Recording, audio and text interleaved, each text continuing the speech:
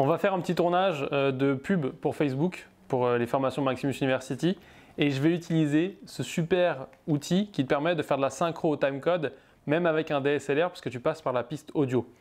Donc je vais l'installer vite fait, et pendant ce temps, on va filmer pour te montrer l'installation, la programmation, comment ça marche.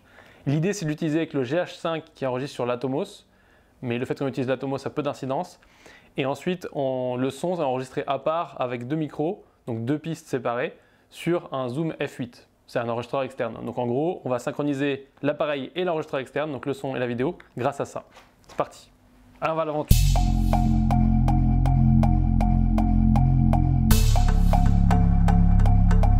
J'ai donc ma petite pochette ici. À l'intérieur, il y a tous les éléments nécessaires pour pouvoir faire la synchro. Et je vais te déballer ça rapidement et te montrer ce qu'il y a dedans. Pour commencer, on a un petit Tentacle Sync. C'est un petit boîtier qui va être une horloge, si tu veux, c'est une montre. Et cette montre, elle te permet d'intégrer un timecode sur un appareil qui n'a pas de timecode via la prise audio. Donc si tu as une prise micro, ça peut marcher. Donc j'en ai un deuxième. Tu vois qu'ils ont des petits élastiques de couleurs différentes pour les repérer, ça peut être pratique. Et dans notre cas, on va en utiliser qu'un, puisque je vais utiliser l'horloge, donc la générateur de timecode qu'il y a dans le Zoom F8, puisque c'est en général le truc le plus fiable sur les appareils d'enregistrement sonore, et on va utiliser ça. Je t'explique le fonctionnement, c'est très simple. On va le brancher sur le Zoom F8 qui est ici, avec un câble spécifique que je te montre tout de suite. Ce câble, il est dans la petite besace, et c'est un câble simplement qui d'un côté est jack 3.5 et de l'autre côté est BNC. Donc tout simplement le petit câble SDI. Si tu ne connais pas parce que ce n'est pas ton métier, c'est un câble un peu spécifique qui permet de se bloquer sur le Zoom. Donc on va brancher ça comme ça, on allume l'unité et maintenant tu n'as plus qu'à le connecter à ton Zoom et lui il va automatiquement devenir l'esclave si tu veux, il va prendre l'heure de l'horloge du Zoom. Donc je vais faire ça tout de suite et après je pourrais brancher celui-ci sur mon GH5. J'ai bien fait mes branchements, je prends mon Zoom qui est accroché avec tout plein de câbles donc c'est un peu compliqué et je vais me mettre sur le timecode out ici derrière. Bam, je verrouille et là tu vas voir cette affaire, il va clignoter ici vert. Et quand il clignote vert comme ça veut dire que tout est OK, tu peux le débrancher, il a pris l'heure. Ça clignote toujours vert, donc maintenant je peux brancher mon câble, simplement mon petit raccord 3,5 vers 3,5, et je peux brancher ça sur mon GH5 sur la prise micro. Petit inconvénient, tu ne peux pas rebrancher un autre micro par-dessus, tu n'as pas un passage. J'ai fait tomber. Donc tu n'as pas un passage de micro, tu es obligé d'utiliser le micro qui est intégré dans l'appareil, donc tu pourras avoir qu'un son de référence sur ton appareil.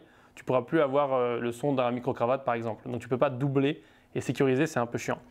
Donc du coup je branche ça et après globalement ce que tu as c'est absolument plus rien à faire. Puisque là sur la piste son de gauche, il enregistre le signal de timecode et le Zoom lui a déjà le timecode intégré. Donc maintenant ils sont synchronisés, c'est sans fil si tu veux. Il faut les connecter au début sinon ça ne marche pas. Et du coup maintenant je peux lancer mes enregistrements indépendamment sur l'un sur l'autre. Je peux faire 1 heure de fichiers au son et faire plein de petits fichiers images et je pourrais après en post-prod tout synchroniser. Donc nous on va faire tout le tournage de pub qu'on a à faire et après on te montre comment ça marche d'un point de vue post-prod. On a fini le tournage, j'ai copié mes rushs, images et son. Je vais renommer mes fichiers et après je démarre le petit logiciel spécial pour faire la synchro.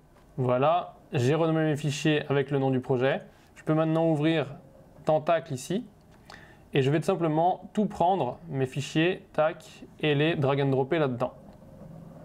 Lui, ce qu'il fait, c'est que tu as vu, très rapide, il a fait l'analyse des médias. Et une fois qu'il a fait l'analyse des médias, je vais mettre ça en grand pour qu'on puisse bien le voir. Il me dit ici si j'ai tout simplement un timecode, si j'ai un timecode audio ou pas, etc. Tu vois, j'ai tous les détails. On va cliquer ici sur Sync Map et on voit la synchro directement. Donc là, tu peux choisir de garder l'audio de la caméra. Nous, on va dire non, on ne veut pas le garder. Et on sait que là-dedans, on a plusieurs pistes. Et donc ça, je ne sais pas encore comment il le gère parce que j'avais fait qu'avec une piste jusqu'à maintenant. Donc on verra bien dans le logiciel de montage comment il le gère. Si on regarde bien, ici, tout est synchronisé. Maintenant, ce que je peux faire, c'est vérifier en mettant mon casque. Et ça a l'air d'être bon. Il y a un peu de son bizarre parce qu'il y a deux micros superposés. Donc ça, on verra dans le logiciel comment on le gère.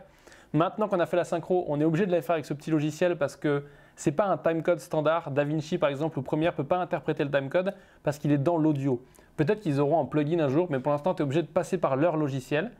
Et là, tu as le choix. Tu peux soit ressortir tous tes médias avec donc, le son synchronisé, ou alors tu peux sortir un AF, une XML, ou c'est tout. Voilà. Et ce qui te permet de reconstituer cette même timeline dans ton logiciel de montage. Je t'avoue que l'AF et l'XML, j'ai déjà eu des petites galères. Et donc, sur des petits projets comme ça, très simple, je vais ressortir les médias parce que j'ai pas beaucoup de choses à recalculer. Et tu peux les ressortir sans forcément les transcoder, donc sans changer le codec audio et vidéo. Donc, c'est très rapide. On va faire ça ensemble. Et je ne vais pas te montrer plus de détails là-dessus. Je ferai un tuto un peu plus en profondeur qui sera en lien en dessous ou ailleurs. Et de manière générale, si tu veux en apprendre plus sur tout ce qui est les mots un peu compliqués, XML, AF, toutes les procédures de workflow, comme ça, des trucs un peu compliqués, j'ai une formation workflow. Tu peux aller la voir sur le site, sur Maximus University. Pareil, le lien il est en dessous comme d'habitude.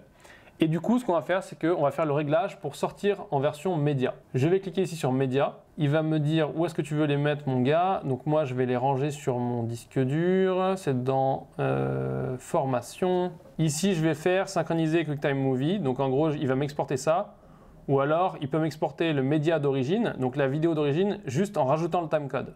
Ça peut être très pratique si je veux après faire la synchro dans mon logiciel. Puisque si tu veux faire la synchro dans ton logiciel après, tu vas juste récupérer ta vidéo avec le timecode intégré et du coup tu pourras faire la synchro dans le logiciel. Selon certains workflows et types d'organisation, ça peut être pratique, notamment si c'est un projet très long comme un long métrage ou autre, ça peut être vachement bien. Ici tu as un réglage pass-through, ça veut dire que ça reste la même chose, il n'y a pas d'encodage ou autre, mais tu peux faire des proxys directement, ça peut être assez intéressant. Et audio pareil, après QuickTime référence c'est un peu compliqué donc on va laisser ça de côté. Là je vais faire export. Et il va balancer l'export et me faire ça et ça prend un certain temps donc on va attendre que ça se passe. Voilà. Mais là il me ressort les médias avec mes pistes audio et on verra s'il a toujours bien différencié les différentes pistes audio de mon Zoom F8. L'export est terminé, j'ai donc mis ça dans DaVinci Resolve, j'ai fait une timeline, bref j'ai tout préparé pour que tu puisses bien voir, j'ai reséparé les pistes et mis des couleurs différentes aux pistes, mais comme c'était deux bons micros on n'entend pas vraiment la différence. Quoi qu'il en soit, on va juste vérifier si c'est bien synchro ou pas.